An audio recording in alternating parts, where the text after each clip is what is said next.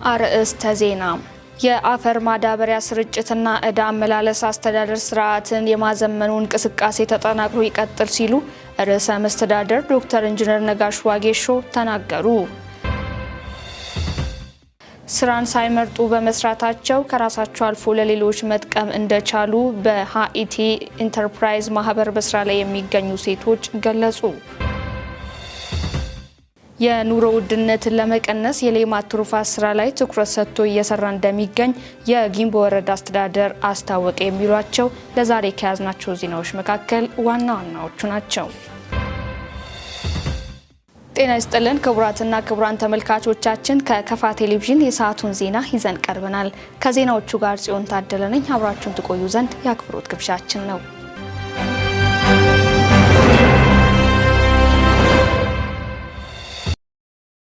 ቀዳሚ ወዳደረግነው ዜናዎች አለፍን። ስራን ሳይመርጡ በመስራታቸው ከራሳቸው አልፎ ለሌሎች መጥቀም እንደቻሉ በሃኢቲ ኢንተርፕራይዝ ማህበር በስራ ላይ የሚገኙ ሴቶች ገለጹ። ማህበሩ በበኩሉ ለሴቶች ቅድሚያ እንደሚሰጥና አስፈላጊውን ድጋፍ እንደሚያደርግላቸው አስረድቷል። ናስር ተማም ያዘጋጀውን አማኑኤል ክንፌ እንደሚከተለው ያቀርባል። ከካፋ ቴሌቪዥን ጋር ቆይታ ያደረጉት የማህበሩ ሴት ሰራተኞች እንደገለጹት በእንጀራ መጋገር ተግባር ተሰማርተው በመስራት ላይ እንደሚገኙ ገልጸው በዚህም ብዙ ተጠቃሚ ድርጅቱ ከጀመረ እዚህ ከመሰረተ ጀምሮ እዚህ ነው የሚሰራው። በጣም ትርፋማ ነው የሚሆነው እኔ ማለት ነው። አንደኛ ትርፋማ የሚሆነው ምንድነው? ልጆች አሉ። ልጆችን እዚህ ሰርቼ ነው የሚያስተምራቸው። ሁለተኛ ደግሞ ቁጠባ በጣም እየቆጠብን ነው። ያስቆጥባል። ድርጅቱ በጣም ነው የሚያስቆጥበን። እድገታችንን ይፈልጋል። አሁን ለምሳሌ ከሚከፍሉት ደግሞ ስንታመም እነሱ የሚያሳክሙት ነው የሚበዛው። እነሱ አሁን ለኛ ድርጅቱ በጣም ነው ለኛ የሚረዳው። እዚህ በመስራቴ በጣም ደስተኛ ነኝ። ማለት ከመጣሁት ዛሬ 4 ወሬ ነው። 4ኛ ወሬ ላይ ገብቻለሁ። በዚህ 4 ወር ውስጥ በጣም አይምሮ ሰላም አግኝቻለሁ። ለምን ሰው ሳይሰራ ቀርቶ ሳይሆን የሰራውን በአግባቡ ካልተጠቀመም እንዳልሰራ መና እንደምቀር ከዛ ብዙ እንትን ብዬ ነበረ። ግን ኋላ በአይምሮዬ ላይ በቃ እንትን ሲለኝ መጣሁ እነሱ ጋር ከመጣሁ ወዲህ ያጣሁትን ሰላም መልሼ አግኝቼዋለሁ። ሰራተኞቹ በተጨማሪም ሌሎች ወገኖችም ስራ ሳይመርጡ በዚህ ተግባር ቢሰማሩ ተጠቃሚ መሆን እንደሚችሉ ተናግረዋል። አንደኛ የሚያስተላልፈው ያው አልቦልታ ቦታ ላይ መዋል በጣም መጥፎ ነገር ነው። እንዲህ ድርጅት ያለበት ቦታ ጠጋ ብሎ ሴት እህቶችንም ወንድሞችንም እኔ አደራ የሚለው ወንድም አሁን በተለይ አብዛኛ ቡና ሻይ ላይ ስቅሙ ነው የሚውሉት። ይሄ ጥሩ አይደለም። ስራን ሳይንቁ ስራ ትንሽ ነው ሳይሉ ወደ ስራ መግባት ሲሰሩ ሁሉም ሰው ይለወጣል። የስራ ትንሽ የለም። ስራ ከሰራን ማን ይለወጠው ነገር የለም። ስራን ሳይንቁ ወደ ስራ ሴት እህቶችንም ቢሆን ወንድሞችንም እኔ አደራ የሚለው ወደ ስራ እንዲገቡ ነው። በዚህ ዙሪያ ተጨማሪ አስተያየት የሰጠን ደግሞ የማህበሩ ስራ አስኪያጅ አብደላ መሐመድ ነው። እንደ አጠቃላይ ወደ 136 የሚጠጋ ሰራተኛ ይዞ እየሰራ ይገኛል። ሃኢቲ ሴት ወደ 96 ሴት ሰራተኛ በስሩ ይገኛል። ቀሪው ወንድ ሰራተኛ ነው። እንደ አቨሬጅ ስናየው ከፍተኛውም ስራ ድርሻም የያዙት ሴቶች ላይ ነው። ስራውም ወደዛ ነው እንትን የሚለው። የማህበሩ ስራ ስምሪት ኃላፊ አቶ መሐመድ አባገሮ በበኩላቸው የሴቶች ስራ ስምሪትን በተመለከተ የሚከተለውን ብለዋል። ከቡኮ ጀምሮ ከእንጀራ መጋገር ጀምሮ በሽያጭ ቦታ ላይ አስተባብሮ ለመሸጥ የሴቶች ድርሻ በጣም ጉልህ ነው ማለት ነው። በጣም በከፍተኛ ሁኔታ እና ደግሞ በዛም ላይ በጣም ውጤታማ ናቸው። እዚህ ሲገቡ በመጀመሪያ ፈልጎ ነው የሚገቡት። ፈልጎ ከገቡ በኋላ ራሳቸውን ለማሻሻል ራሳቸው እርስ በርሳቸው የመወዳደር ባህሪ ያላቸው ማለት ነው። ስለዚህ በብዛት ያሉት ሴቶች ናቸው። በስራም ውጤታማ ናቸው ማለት ነው። የአገልግሎት አሰጣጥ ከጊዜ ወደ ጊዜ መሻሻል እያሳየ መምጣቱን የከፋ ዞን የቦንጋ ጤና ጣቢያ ተገልጋዮች ተናገሩ። በጤና ጣቢያ በበጀት ዓመቱ ከ50 ሺህ በላይ ለሚሆኑ የህብረተሰብ ክፍሎች አገልግሎት ለመስጠት ታቅዶ እስካሁን ባለው ወደ 30 ሺህ የሚጠጉ የህብረተሰብ ክፍሎች አገልግሎት ማግኘታቸው ተገልጿል። ዘገባው የደቡብ ሬዲዮና ቴሌቪዥን ድርጅት የቦንጋ ቅርንጫፍ ነው። ምህረት ማሞት አቀርባለች። ከተገልጋዮች መካከል ወይዘሮ እምነት ጣቆና አቶ ዋሲሁን ወልደ ጊዮርጊስ እንደገለጹት አሁን ላይ የጤና ጣቢያ አገልግሎት አሰጣጥ መሻሻሎችን እያሳየ ነው ብለዋል። ባለሙያዎቹም በአግባቡ የሕክምና አገልግሎት እየሰጡ መሆናቸውን ገልጸው አብዛኞቹ መድኃኒት ከጤና ጣቢያ እያገኙ መሆናቸውንም ጠቁመዋል።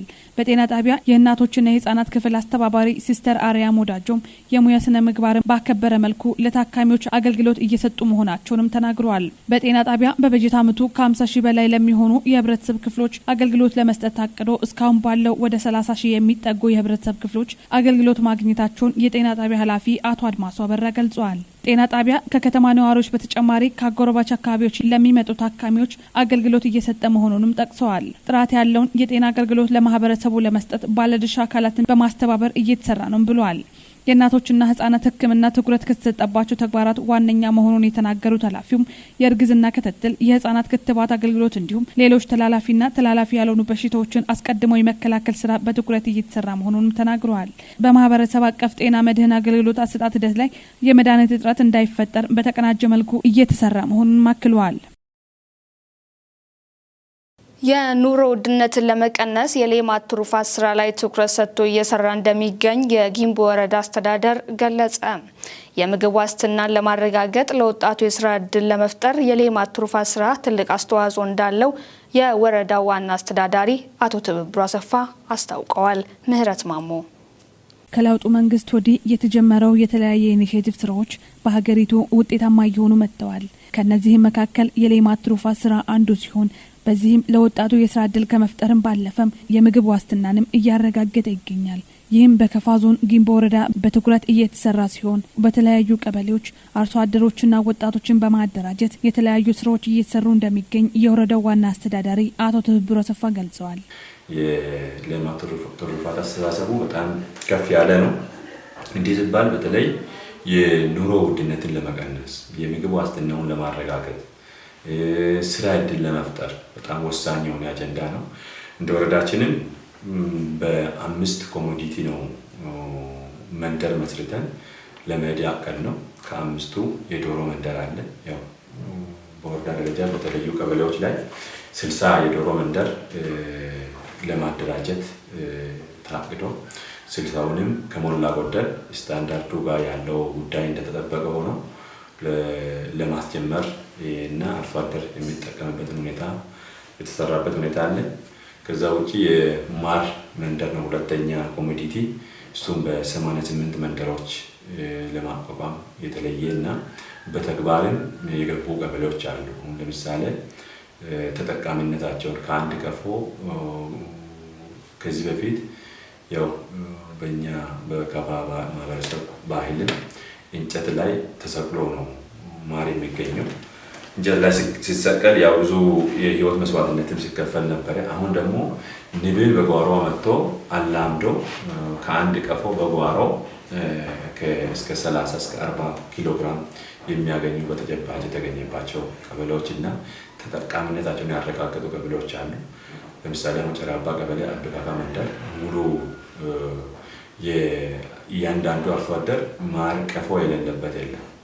ሁለተኛ የጡላ ላይ እንደዚሁ ጡላ ቀበሌ ላይ፣ የቢቶ ቀበሌ ላይ፣ ሀማኒ ቀበሌ፣ በየሞ ቀበሌ ላይ በስፋት ሾምባ ግራዋ ቀበሌ ላይ እንደዚሁ በጣም በተጨባጭ ይሄንን የሌማት ትሩፋት አጀንዳውን ተቀብሎ ወደ ውጤት የቀየሩ አሉ። ሌሎችም ላይ ከሞላ ጎደል ጥሩ ተጠቃሚነትን ለማረጋገጥ የሚደረጉ ጥረቶችን አሁንም በማስፋት የአርሶ አደርን ተጠቃሚነት እናረጋግጣለን ብለን የምንሰራበት አለ። ቀይ ስጋም እንደዚሁ ከ20 መንደር በላይ ለማቋቋም ታቅዶ እየተሰራ ያለበት ሁኔታ አለ።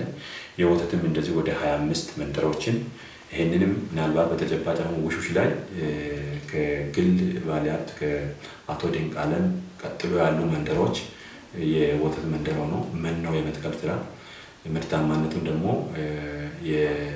የማሻሻል ስራ፣ አዳዲስ በተለይ የውጭ ደም ያሉ ላሞችን የማዳቀል በተከታታይ ሰርተን ውጤቶችም እየተገኙ ያሉበት እና የወተት ምርታማነት እንዲያድግ ወተት ለማህበረሰቡ ከፍጆታም አልፎ ለሽያጭ የሚቀርብበትን ሁኔታ ለማመቻቸት ሰፊ ስራ የተሰራበት ሁኔታ አለ። ከዛ ውጪ የአሳ መንደርም አለ። አሳ መንደር አሁን የሀማኒ ቀበሌ ላይ የተጀመሩ አሉ። አሁን አሳ ማውጣት የሚጀምርበት አለ። ሌሎች ወካራ ላይ የተጀመሩ ነገሮች ስላሉ እሱን አሰተን አቶ ትብብሩ አክለውም በዚህ ስራ ላይ የተሰማሩ አርሶ አደሮች ከራሳቸው አልፎ ለአካባቢው ማህበረሰብ በተመጣጣኝ ዋጋ በማቅረብ ተጠቃሚ የሆኑ መምጣታቸውን ተናግረው ይህንን የሌማት ትሩፋት ስራ ደግሞ ከኮሪደር ልማትና ከባህል መንደር ጋር አቀናጅቶ በመስራት ውጤታማ የሆነ መምጣቱንም አክለዋል። በተለይ አርሶ አደሩ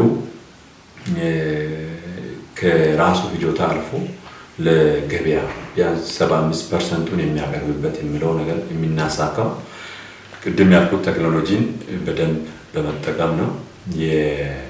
የስራ ባህልን በማሻሻል ነው። ከዛ አልፎ እነኚህን ሌማት ትሩፋት አጀንዳዎችን በተለይ ከኮሪደር ጋር አገናኝቶ ሞዴል በመሆን ምርታማነትን በማሳደግ የኢኮኖሚ ችግር መቅረፍ፣ የምግብ ዋስትና ችግር መቅረፍ፣ ለገበያ ማቅረብ እና ለአርሶ አደሩ ከራሱ በሰብ አልፎ ለሀገር የሚሆነውን ነገር የሚያመርትበት ሁኔታ ነው ያለው። ከዛም ቀጥሎ በተለይ ይሄ ሌማት ትሩፋቱን ከባህል ቤት ጋር እኛ ጋር የከፋ ማህበረሰብ ባህል ቤት ሙዚየም በማህበረሰቡ እና በመንግስት በመተባበር ይሰራል። ግን አብዛኛውን መንግስት ማህበረሰቡ የራሱን ማንነት ለትውልድ ለማስተላለፍ የሰራበት ስራ አለ። እዛ ላይም ከፕሮጀክቱ አሁን ግንባታው ተመርቋል። ግንባታው ተመርቆ ባዶ ከሚሆን ከዚህ ከመንግስት አስተሳሰብ ጋር ማቀናጀት አለብን። አንደኛ የኑሮ ውድነትን ለመቀነስ መስራት አለብን። ከዛ አልፎ የስራ እድል መፍጠር አለብን። ባህል ቤቱ በኢኮኖሚ ራሱን ችሎ ከህብረተሰቡ ድጋፍ ሳይሆን ህብረተሰቡ መደገፍ አለበት በተለያዩ ልማቶች ብለን ወደ 7 ፕሮጀክቶችን ቀርጸናል። 7 ፕሮጀክቶች አሁን 4 ላይ ደርሰናል። አንደኛ የወተት ላሞችን አስገብተን ላሞቹ ወልደው ወተት ማውጣት ጀምረናል። ከዛ ለማህበረሰቡ እየቀረበ ይገኛል። ሁለተኛ ወደ 600 የሚሆኑ ዶሮዎችን አስገብተን በቀን እስከ 400 እንቁላል ወጥቶ ያው ሌሎች በከፍተኛ ዋጋ ሲሸጡ እኛ በተመጣጣኝ ዋጋ ለሰንበት ገበያ የምናቀርብበት ሁኔታ አለ። ይሄ ትልቅ ምናልባት ለማህበረሰቡም ከባህል ማንነቱን ከማስተዋወቁ አልፎ ኢኮኖሚ ላይ ትልቅ አስተዋጽኦ ያደረገበት ገበያን ለማረጋጋት ትልቅ አስተዋጽኦ ያደረገበት ሁኔታ አለ። የአፈር ማዳበሪያ ስርጭትና ዕዳ አመላለስ አስተዳደር ስርዓትን የማዘመን እንቅስቃሴ ተጠናክሮ ይቀጥል ሲሉ ርዕሰ መስተዳደር ዶክተር ኢንጂነር ነጋሽ ዋጌሾ ገለጹ። የደቡብ ምዕራብ ኢትዮጵያ ሕዝቦች ክልል ግብርና ቢሮ ከኢትዮጵያ ግብርና ትራንስፎርሜሽን ኢንስቲትዩት ጋር በመቀናጀት የኤሌክትሮኒክስ ቫውቸር ስርዓት የግብርና ግብዓት ሽያጭ ይፋዊ ስራ ማስጀመሪያ በቦንጋ ከተማ ተካሂዷል። ከክልሉ መንግስት ኮሚኒኬሽን ለተገኘ ዘገባ ምህረት ማሞ።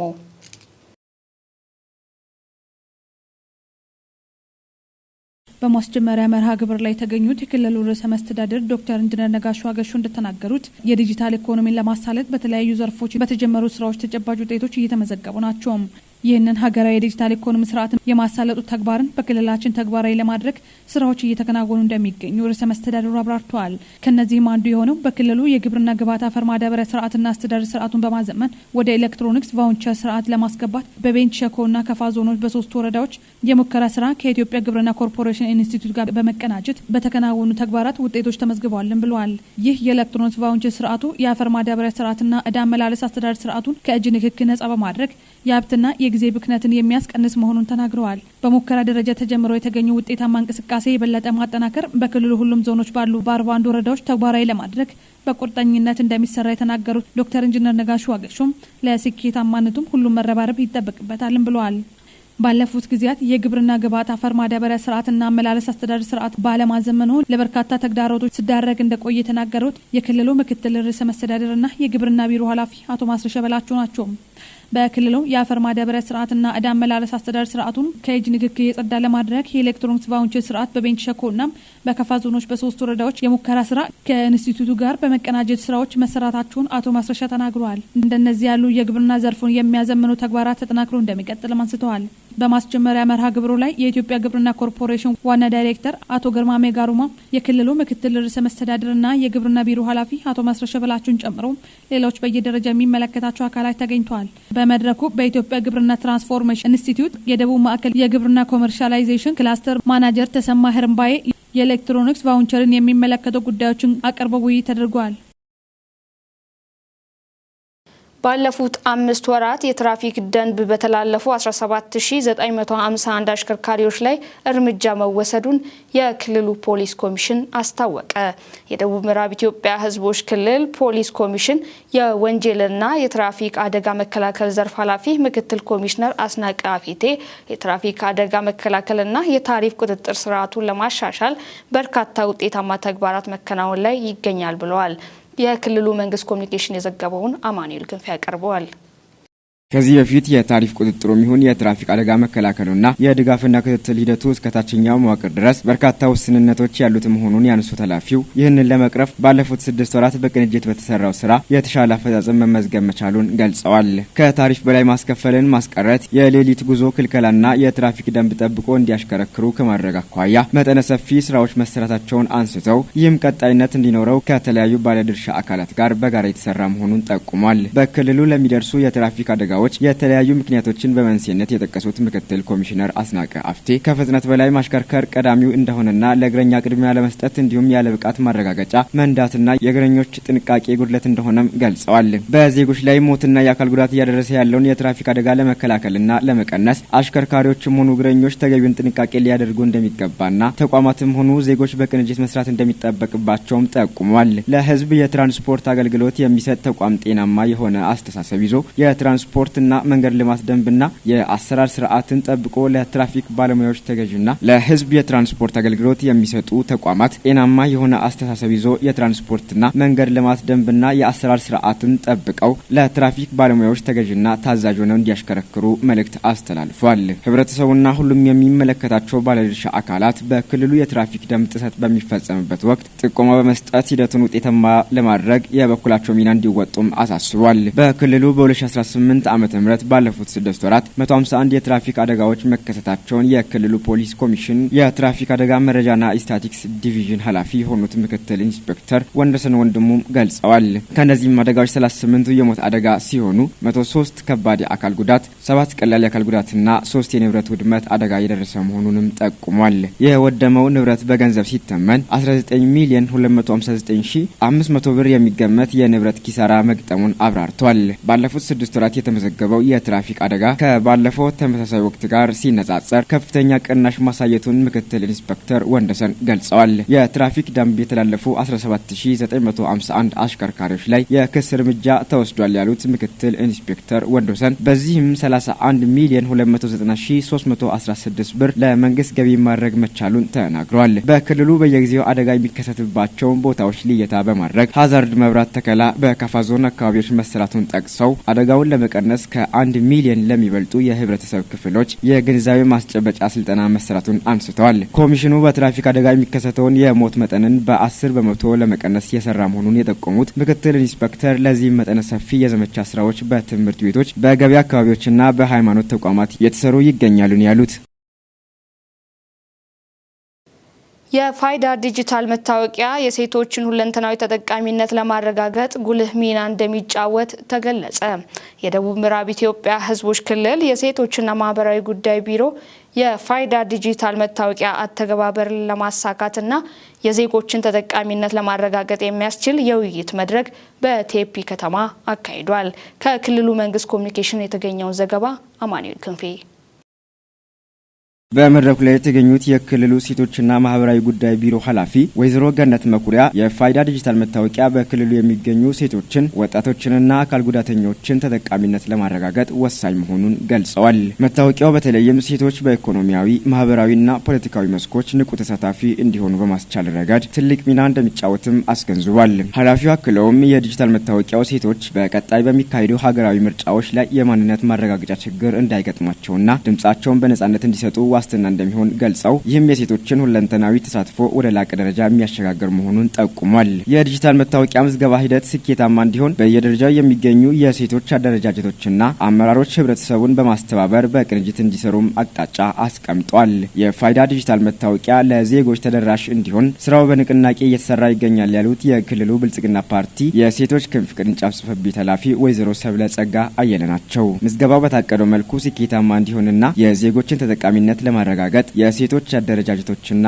አመራሩ የተቀናጀ ንቅናቄ እያደረጉ መሆኑንም ጠቁሟል። የመድረኩ ተሳታፊዎች በበኩላቸው የዲጂታል መታወቂያው ግብ እንዲመታ ሰፊ የግንዛቤ ማስጨበጫ ስራዎችን ለመስራትና ለተግባራዊነቱ ዝግጁ መሆናቸውን ተናግረዋል። በተለይም የምዝገባ ሂደቱ ስኬታማ እንዲሆን የሴቶች አደረጃጀቶችና በየደረጃው የሚገኙ አመራሮች በቅንጅት መስራት እንደሚገባቸውም ተሳታፊዎቹ አጽንኦት ሰጥተዋል። በየደረጃው የሚገኙ የሴቶች ልማት ህብረት አደረጃጀቶችን ይበልጥ በማጠናከር ህብረተሰቡን ለዲጂታል መታወቂያ ምዝገባ በማስተባበር ረገድ በተጠናከረ መልኩ ግንባር ቀደም ሚና መወጣት እንደሚገባም አስገንዝቧል።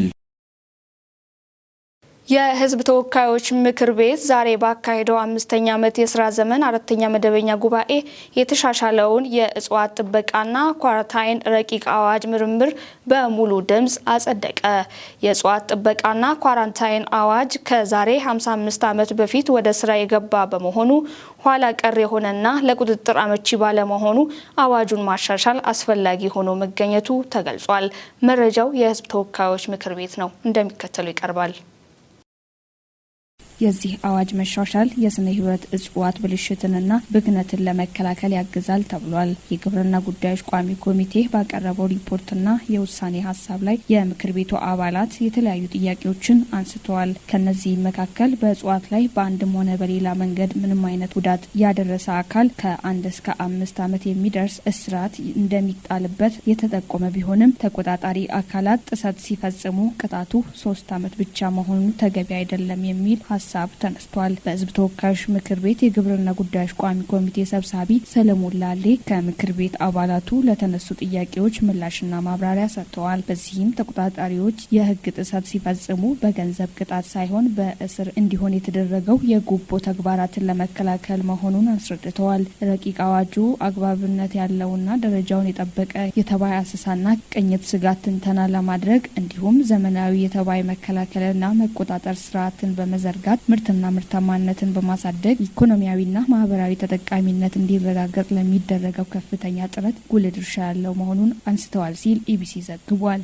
ረቂቅ አዋጁ በምክር ቤት አባላቱ ሰፊ ውይይት ከተደረገበት በኋላ አዋጅ ቁጥር 1400/2018 ሆኖ በሙሉ ድምጽ መጽደቁን የህዝብ ተወካዮች ምክር ቤት ያወጣው መረጃ ያመለክታል።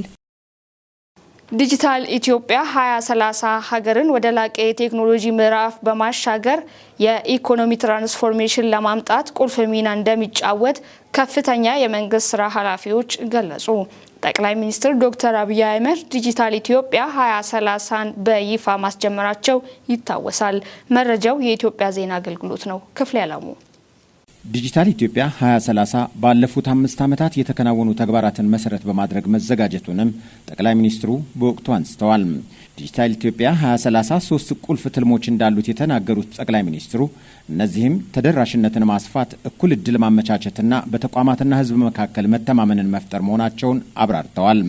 የኢንፎርሜሽንና መረብ ደህንነት አስተዳደር ዋና ዳይሬክተር ትዕግስት ሐሚድ በዲጂታል ኢትዮጵያ 2025 ስትራቴጂ በሳይበር ደህንነት ላይ በርካታ አስቻይ መሰረቶች መጣላቸውን ተናግረዋል። በዚህም የራሳችንን የክላውድ መሰረተ ልማት በመገንባት በኢትዮጵያ የዲጂታል አገልግሎት መተማመን መፍጠር መቻሉን ጠቅሰዋል። ለጸጥታ ተቋማትም የዲጂታል ፎረንሲክ ቤተ ምርመራ በመገንባት ወደ ስራ እንዲገባ መደረጉን ጠቁመው በዲጂታል ኢትዮጵያ 2030 የሳይበር ደህንነት ስትራቴጂካዊ ትኩረት ተሰጥቶታል ነው ያሉት። በዚህም የማይበገር ቁልፍ የዲጂታል መሰረተ ልማት መገንባት፣ የህዝብ መሰረተ ልማትን ማዘመን፣ የአደጋ ምላሽ መስጫ ማዕከል የማቋቋምና የግል ተቋማትን ያካተተ የሳይበር ደህንነት ስራ እንዲጎለብት እንደሚሰራም ተናግረዋል። የኢትዮጵያ አርቲፊሻል ኢንተለጀንስ ኢንስቲትዩት ዋና ዳይሬክተር ዶክተር ወርቁ ጋቸና በዲጂታል ኢትዮጵያ 2030 የአርቲፊሻል ኢንተለጀንስ ስነ ምህዳር ማስፋት የሚያስችሉ በርካታ ስራዎች መከናወናቸውን አስታውቀዋል። የራሳችንን ክላውድ ከመጠቀም ባሻገር ውጤታማ የመረጃ አስተዳደር ስርዓት እንዲኖር እንደሚደረግም አብራርተዋል። በዚህም በተደራጀ አግባብ መረጃዎች ለውሳኔ አሰጣጥ እንዲውሉ የሚሰራ ሲሆን ከዚህም ጋር በተያያዘ ገለልተኛ ብሔራዊ የመረጃ ባለስልጣን ወደ ስራ እንዲገባ ይደረጋል ነው ያሉት። ዲጂታል አገልግሎቶችን የማናበብና ወጥ የማድረግ ስራ ላይም ትኩረት መሰጠቱን ጨምረው ገልጸዋል። የኢትዮ ቴሌኮም ዋና ስራ አስፈጻሚ ፍሬህይወት ታምሩ ዲጂታል ኢትዮጵያ 2025 በቴሌኮም ዘርፍ በርካታ ውጤቶች የተመዘገቡበት መሆኑን አስታውቀዋል። ለአብነትም የሞባይል ደንበኞች ቁጥርን 97 ሚሊዮን ማድረስ የተቻለ ሲሆን ከዚህም ውስጥ 57 ሚሊዮኑ የኢንተርኔት ተጠቃሚ መሆናቸውን ተናግረዋል። 1030 ከተሞች የ4G ኔትወርክ ተደራሽ መደረጋቸውን የጠቀሱት የኢትዮ ቴሌኮም ዋና ስራ አስፈጻሚ ፍሬህይወት ታምሩ በዲጂታል ኢትዮጵያ 2030 ስትራቴጂ የሞባይል ተጠቃሚ ደንበኞች ቁጥር 128 ሚሊዮን ለማድረስ መታቀዱን ተናግረዋል። የ5G ኔትወርክ ሽፋንም ለ100 ከተሞች ይደርሳል ነው ያሉት ዋና ስራ አስፈጻሚዋ። በዲጂታል ኢትዮጵያ 2030 የዲጂታል ክፍያን ከአጠቃላይ የሀገር ውስጥ ምርት አኳያ አሁን ካለበት ከ7 እጥፍ በላይ እንዲያድግም በልዩ ትኩረት ይሰራል ብለዋል። በዲጂታል ኢትዮጵያ የሚከናወኑ ስራዎች የመደመር መንግስት በቀለለ ቢሮክራሲ ታላላቅ ስትራቴጂዎችን እውን ለማድረግ ከያዘው ግብ ጋር የተሳሰሩ መሆናቸውን ጠቅላይ ሚኒስትር ዶክተር አብይ አህመድ በማህበራዊ ትስስር ገጻቸው መግለጻቸው ይታወሳል። መረጃው የኢትዮጵያ ዜና አገልግሎት ነው።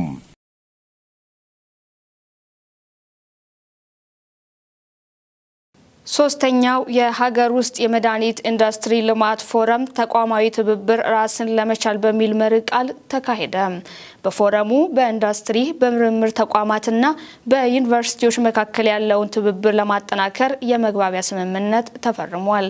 መረጃው የጤና ሚኒስቴር ነው። ክፍሌ አላሙ በመድረኩ የመክፈቻ ንግግር ያደረጉት የጤና ሚኒስትር ዲኤታ ወይዘሮ ፍሬህይወት አበበ ዘላቂ የመድኃኒት ኢንዱስትሪ ለመገንባት በተቋማት መካከል የጠንካራ ትብብር አስፈላጊነትን አጉልተው ገልጸዋል። የመድኃኒት ኢንዱስትሪዎችን በተለይም የመድኃኒት ምርቶችን ማልማት አስፈላጊ መድኃኒቶችን ተደራሽነት ለማሻሻልና ከውጭ የሚገቡ ምርቶችን ጥገኝነት ለመቀነስ ቁልፍ ሚና እንዳላቸው አጽንኦት ሰጥተዋል። በመድረኩ የአርማወር ሃንሰን የምርምር ተቋም ዋና ዳይሬክተር ፕሮፌሰር አፈወርቅ ካሱ የአገር ውስጥ የመድኃኒት ማምረቻን ስለማጠናከር ገለጻ አቅርበዋል። እንዲሁም በአገር ውስጥ ምርትን ለማስፋፋትና እድሎችንና ተግዳሮቶችን በመጥቀስ ከመድኃኒት ግብዓት ማምረቻ ጥናቶች የተገኙ ቁልፍ ግኝቶችን አጋርተዋል። በኢንዱስትሪ በምርምር ተቋማትና በዩኒቨርሲቲዎች መካከል ያለውን ትብብር ለማጠናከር የመግባቢያ ስምምነት ተፈርሟል። በተጨማሪም የሀገር ውስጥ የኢንዱስትሪ ልማትን ለመደገፍ የታለመ አዲስ የሥራ መጽሐፍና ስርዓተ ትምህርት ይፋ ተደርጓል። በዚሁ መድረክ ላይ በመረጃ ላይ የተመሰረተ እቅድና ኢንቨስትመንትን ለመደገፍ የተነደፈውን የሀገር ውስጥ የመድኃኒት ማኑፋክቸሪንግ ዳታቤዝ በይፋ መጀመሩ ተገልጿል። ክቡራትና ክቡራን ተመልካቾች ከከፋ ቴሌቪዥን ለሰዓቱ ያዝናቸውን ዜናዎች በዚህ ቋጨን። ከዜናዎቹ ጋር ጽዮን ታደለ ቆይታ አደረኩ። ቀሪ የከፋ ቴሌቪዥን መሰናዶዎች ይቀጥላሉ። በያላችሁበት ሰናይ ጊዜ